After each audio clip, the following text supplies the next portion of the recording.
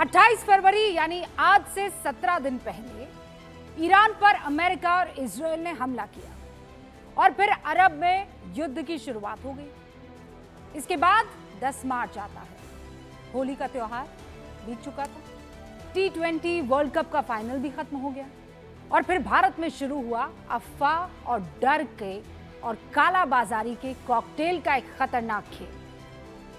अचानक पूरे देश में अफवाह फैल गई कि गैस सिलेंडर की कमी हो गई है और लोग पैनिक बाइंग करने लगे।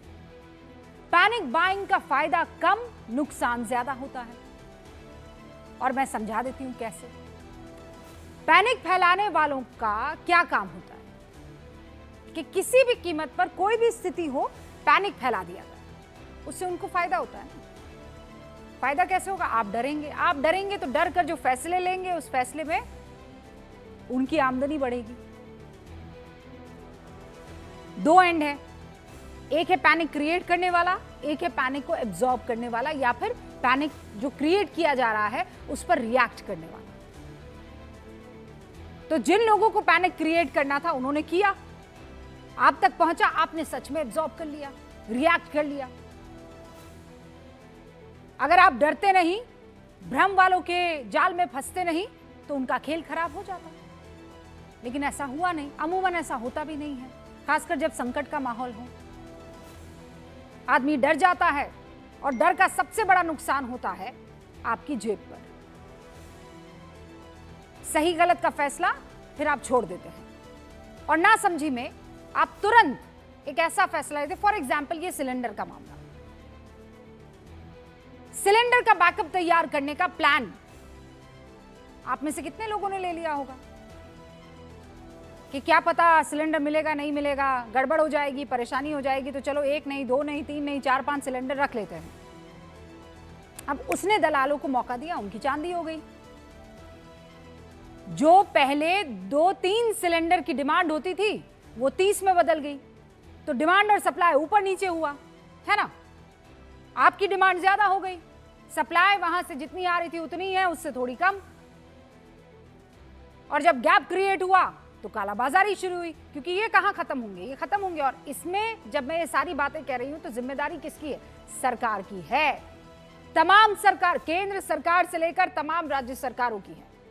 इन काला बाजार में घूम रहे गिद्धों पर शिकंजा कसना किसी और का काम नहीं है, वो सरकार का काम है। लेकिन वो पैनिक क्रिएट करने वाला और पैनिक एब्जॉर्ब करने वाला, उन दो में आप कौन है? जो पैनिक क्रिएट करा उसकी बात सुनने वाले कौन है?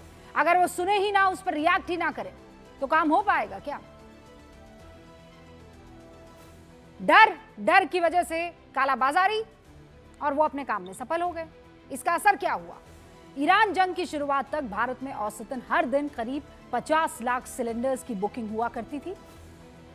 गैस की किल्लत की जो अफवाह फैलना शुरू हुई, उसके बाद एक दिन में गैस बुकिंग का सिलसिला जो है वो बढ़ता है और 12 मार्च को 55,70,000 सिलेंडर्स की बुकिंग होती है। 13 मार्च को ये बुकिंग बढ़कर 88,80,000 तक पहुंच जाती है। हालांकि 14 मार्च को थोड़ी कम बुकिंग होती है, लेकिन फिर आम दिन से 27 लाख ज्यादा होती है। 77 लाख सिलेंडर की बुकिंग हुई। यह आंकड़ा साफ साफ बता रहा है कि भारत में गैस की किल्लत से ज्यादा किल्लत अफवाह की वजह से हुई, उसने हालात बिगाड़े। और मैं फिर कह रही हूं, इस अफवाह को काउंटर करने की सबसे पहली जिम्मेदारी किसी और की नहीं, सरकार की है।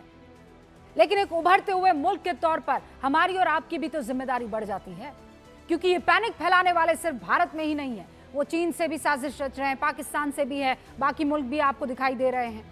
इन सब का काम है कि भारत में स्थिति बढ़िया ना हो किसी भी कीमत पर। हम ये भी मानते हैं कि आप लोगों ने ऑक्सीजन सिलेंडर की किल्लत देखी है और इसीलिए हो सकता है कि आप डरे हुए हों कि क्या पता ऐसा कुछ हो गया तो हम कहां कहां भागे फिरेंगे। लेकिन सरकार ने पहले ही कह दिया था कि भारत के पास 25 दिन से ज्यादा का रिजर्व मौजूद है। भारत अपनी जरूरत का 38% 38% गैस खुद तैयार करता है। एहतियातन कमर्शियल बिक्री को थोड़ा कम किया गया ताकि आपकी हमारी रसोई का चूल्हा जलता रहे। ये बातें जब तक लोग समझते उससे पहले ही अफवाह ने अपना काम कर दिया। सरकार और हमारे विदेश मंत्रालय वो अपने काम पर लगे हुए थे। देश में पैदा हुए इस भ्रम के हालात को खत्म करने का एक ही रास्ता था, गैस की आपूर्ति को बढ़ाना। क्योंकि पैनिक के चक्कर में लोग मान नहीं रहे थे, बुकिंग आसमान पर पहुंच गई। दिक्कत यह कि भारत के 25 जहाज स्ट्रेट ऑफ हॉर्मूज के उस पार फंसे थे। जंग की वजह से ईरान किसी को वो क्रॉस करने नहीं दे रहा था, लेकिन भारत की कूटनीति की सफलता सामने आ गई। भारत के प्रधानमंत्री ने 12 मार्च को ईरानी राष्ट्रपति पेजेश्कियान से बात की और इस बीच भारतीय विदेश मंत्री एस जयशंकर लगातार ईरानी विदेश मंत्री के संपर्क में रहे। 13 मार्च को खबर आई कि ईरान भारत के जहाजों को स्ट्रेट ऑफ हॉर्मूज क्रॉस करने देगा। बजाइए ताली, क्योंकि इसी भारत में कई ऐसे लोग बैठे हुए हैं जो शायद ये दुआ कर रहे होंगे, प्रार्थना कर रहे होंगे कि सब हो जाए, ये हॉर्मूज से निकल ना पाए जहाज, क्योंकि उसके बाद आप प्रेजेंट सरकार को कटघरे में खड़ा कर सकते थे। ये मौका था, मुफीद मौका था, बाकी सब चीजें तो बाद में। ये सब जब हो रहा था तब भारत में सियासत अपने अर्श पर थी।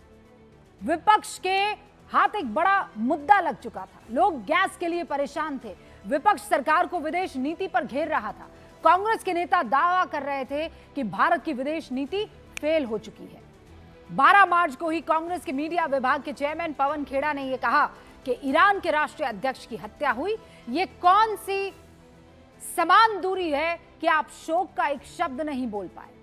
अगर राष्ट्रहित सर्वोपरि है तो ईरान से आप थोड़ी दोस्ती रखते और स्ट्रेट ऑफ हॉर्मूज खुल जाता, आपको एलपीजी मिल जाती, आपको पेट्रोल मिल जाता, आपका सामान बाहर नहीं अटका होता, कोट अनकोट।